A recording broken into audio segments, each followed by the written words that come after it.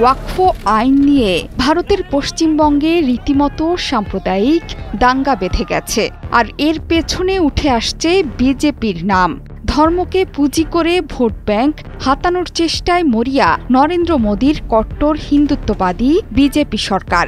সে কারণেই মোদী রাজনীতিতে এমন সব পদক্ষেপ নিয়ে যাচ্ছেন যা সরকার পরিচালনার চাইতেও নিজের ভাবমূর্তি পুনর্গঠনের কৌশল বলেও মনে করা হচ্ছে, যার প্রমাণ সাম্প্রতিক এই ওয়াকফ আইন।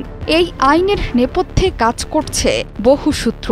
2024 সালের লোকসভা নির্বাচনে বিজেপির একক সংখ্যাগরিষ্ঠতা না পাওয়া মোদীর জন্যে বড় রকমের ধাক্কা। 1 দশকের বেশি সময় ধরে যেই ক্ষমতা তিনি ধরে রেখেছিলেন, এই নির্বাচনে হঠাৎই প্রশ্নবিদ্ধ বিজেপি সরকার। এই পরিস্থিতিতেই নিজের পরাজয় মুছে ফেলতে নতুন করে চেলেছেন পুরনো চাল।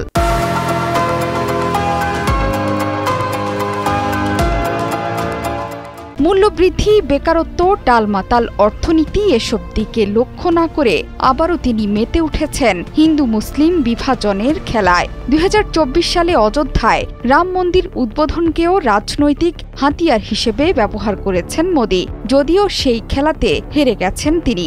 অযোধ্যা কেন্দ্রে হেরে যান বিজেপির প্রার্থী।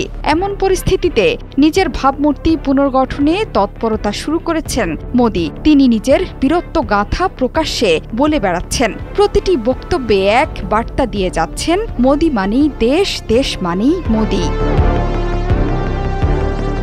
শুধু তাই নয়, আগামী বছর পশ্চিমবঙ্গ বিধানসভার নির্বাচন।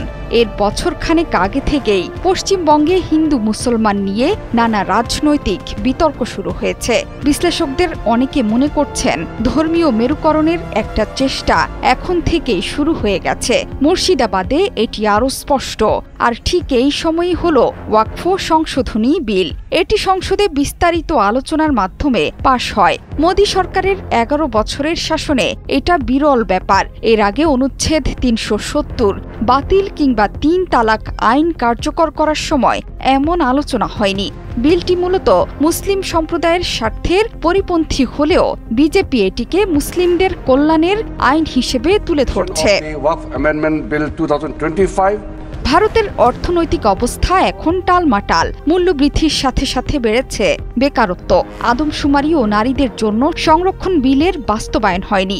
সব মিলিয়ে ব্যর্থতার পরিচয় দেয়া মোদী নিজেকে যোগ্য বানাতে পুরনো কৌশলই বেছে নিয়েছেন। হিন্দু মুসলিম দ্বন্দ্ব, জাতীয়তাবাদের ঢাকঢোল, বিরোধীদের দেশদ্রোহী হিসেবে চিহ্নিত করা এবং নিজেকে অদ্বিতীয় হিসেবে জাহির করা।